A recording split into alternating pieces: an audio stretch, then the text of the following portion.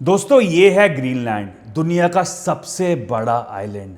बहुत सालों से इसे किसी ने सीरियसली नहीं लिया क्योंकि ये एक फ्रोजन वेस्टलैंड है जो डेनमार्क के पास है।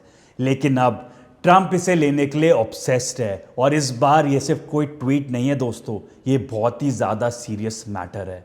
जब ट्रंप पहली बार प्रेसिडेंट बने उन्होंने एक बात कही थी जो सबको बहुत ही ज़्यादा वियर्ड लगी थी, हमें ग्रीनलैंड चाहिए।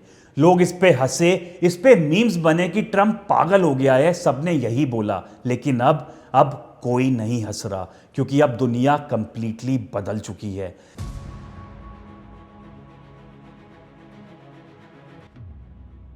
यूएस ने वेनेजुएला को इन्वेड किया, उधर के प्रेसिडेंट को बंदी बना लिया और दुनिया का क्या रिस्पॉन्स था?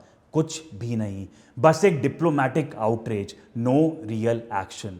पुराने रूल सारे खत्म हो गए हैं और ट्रंप काफी सीरियस है एक्सपेंशन के आइडिया पर। अमेरिका को बड़ा बनाना चाहता है, Canada, Panama canal, gulf of Mexico को गल्फ ऑफ अमेरिका रीनेम करना, और सबसे ज्यादा बड़ी चीज है इस वाले टाइम पे ग्रीनलैंड। तो सवाल अब यह है कि क्यों चाहिए ग्रीनलैंड। पहली वजह देखो मैप पर, ग्रीनलैंड की लोकेशन देखो, नॉर्थ अमेरिका और यूरोप के बीच में है, ये स्ट्रैटेजिक वाटर्स के बिल्कुल पास। यूएस के मिलिट्री बेसिस ऑलरेडी दो हैं ग्रीनलैंड में, लेकिन असली गेम कुछ और ही है। असली ट्रेजर अंडरग्राउंड है। ग्रीनलैंड के नीचे क्या है जानोगे तो शॉक हो जाओगे। रेयर अर्थ मिनरल्स का भंडार, ऑयल डिपॉजिट्स वर्थ $4 ट्रिलियन, जो अमेरिका के 20% प्रोडक्शन के बराबर है। तो समझे अब क्यों ट्रंप इतना ज्यादा सीरियस है। दोस्तों अब इसमें एक प्लॉट ट्विस्ट है। अमेरिका ने पहले भी ग्रीनलैंड खरीदने की कोशिश की थी। वर्ल्ड वॉर 2 के टाइम पे डेनमार्क पे नाजी जर्मनी ने अटैक किया था, जिससे ग्रीनलैंड एकदम से वल्नरेबल पोजीशन में आ गया था। उस टाइम पे यूएस ने प्रोटेक्शन ऑफर करी, मिलिट्री बेसिस सेटअप करे थे। फिर 1953 में यूएस ने ऑफर दिया $100 मिलियन इन गोल्ड, जो आज के टाइम में $1.6 बिलियन के बराबर है। डेनमार्क का जवाब क्या था? Simple no. लेकिन फिर भी डील हुई, यूएस मिलिट्री बेसिस सेटअप करे गए, प्रोटेक्शन ली गई। फिर आया आपका कोल्ड वॉर का टाइम, जब यूएसए एक साइड पे था और सोवियत यूनियन दूसरी साइड पर।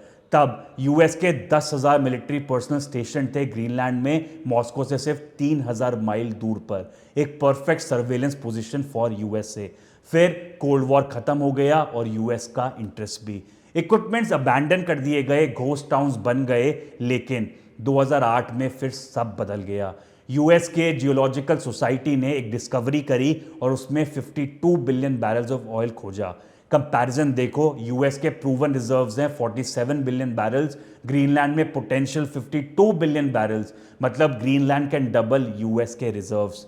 ऑयल दोस्तों, इसका मतलब होता है पावर, इसका मतलब होता है पैसा, और इसका मतलब होता है कंट्रोल। और आर्कटिक जिसमें ग्रीनलैंड है, उधर 13% ऑफ अनडिस्कवर्ड ऑयल है world wide, 30% of undiscovered gas है वर्ल्ड वाइड। लेकिन एक प्रॉब्लम है, ग्रीनलैंड ये नहीं चाहता इन रिसोर्सेज को निकालना। 2021 में उन्होंने बैन लगा दिया था कि नया ऑयल एक्सप्लोरेशन नहीं होगा। वजह थी इन्वायरमेंटल कंसर्न्स, हाई कॉस्ट। और सबसे फनी बात तो ये है दोस्तों, ट्रंप साहब क्लाइमेट चेंज में नहीं मानते। According to him climate change is just a hoax, so is like drill baby drill. Conflict देख रहे हो दोस्तों, क्लाइमेट चेंज ने गेम को बिल्कुल चेंज कर दिया है। आर्कटिक ओशन 4 गुना ज्यादा तेजी से गर्म हो रहा है compare to anywhere else in the world, जिसकी वजह से बर्फ पिघल रही है और नए शिपिंग रूट्स खुल रहे हैं। नॉर्थ वेस्ट पैसेज बन रहा है, आर्कटिक रूट्स जो हफ्ते सेव कर सकते हैं इन शिप्स के लिए। एशिया से लेके यूरोप तक इजीली सामान पहुंचाया जा सकता है, और जो ट्रेडिशनल रूट है सुएज कैनाल का, उसको बाईपास किया जा सकता है। और ग्रीनलैंड है एग्जैक्टली बीच में इन रूट्स के।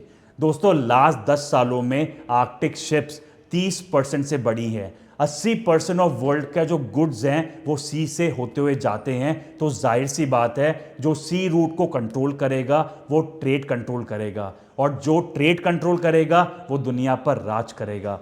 दोस्तों अमेरिका अकेला नहीं है इस रेस में। रशिया ने डजन्स ऑफ मिलिट्री बेसिस बनाए हैं आर्कटिक फ्रंटियर पे। नॉर्थ पोल के नीचे तो अपना फ्लैग तक लगाया है, टेरिटरी क्लेम कर रहा है इस टाइम पे रशिया। और चाइना को देखो, चाइना जो आर्कटिक से दूर है फिर भी बिलियंस इन्वेस्ट कर रहा है, आर्कटिक सिल्क रोड प्रोजेक्ट बना रहा है। आर्कटिक में इंफ्रास्ट्रक्चर बिडिंग कर रहा है। इसकी वजह से यूएस को अब डर लग रहा है, कंपटीशन क्योंकि बढ़ गया है। और इसका रिस्पॉन्स 2020 में यूएस कॉन्सुलेट रीओपन हुआ था नूक में, जो ग्रीनलैंड की कैपिटल है। ये फर्स्ट टाइम हुआ है सिंस 1953। $4 बिलियन खर्चे हैं to upgrade the Thule airbase, runways, transportation, सब में पैसा डाल रहा है यूएसए। ट्रंप का एजेंडा काफी ज्यादा क्लियर है, mark America sphere of influence. तो दोस्तों अब सवाल ये है, ग्रीनलैंड कैसे खरीदा जाएगा, क्योंकि इसमें काफी ज्यादा प्रॉब्लम्स हैं। Problem number 1, Denmark says no, it's not for sale, that is clear cut. Denmark ने $1.5 बिलियन एक्स्ट्रा इन्वेस्ट करा है फॉर ग्रीनलैंड्स डिफेंस। नॉर्मली ये बात इधर ही खत्म हो जाती, यूएस ने ऑफर किया टू बाय ग्रीनलैंड और डेनमार्क ने मना कर दिया। लेकिन व्हाइट हाउस प्रेस सेक्रेटरी ने रिसेंटली कहा है, all options remain on the table. All options are always on the table for President Trump. मतलब मिलिट्री इन्वेजन भी पॉसिबल है। और दोस्तों रियलिस्टिकली अगर यूएस से फुल फोर्स यूज करे तो कोई रोक नहीं सकता, लेकिन शायद ये बस एक नेगोशिएटिंग टैक्टिक है, प्रेशर डालने का तरीका। प्रॉब्लम नंबर 2, इसका प्राइस क्या होगा। दोस्तों मॉडर्न एग्जाम्पल्स काफी ज्यादा रेयर हैं, लेकिन एक ऐसा एग्जाम्पल है जब 2017 में इजिप्ट ने 2 आइलैंड ट्रांसफर किए थे सऊदी को, तिरान और सनाफिर आइलैंड, और बदले में उनको क्या मिला, सऊदी ने $22 बिलियन का एड पैकेज दिया था।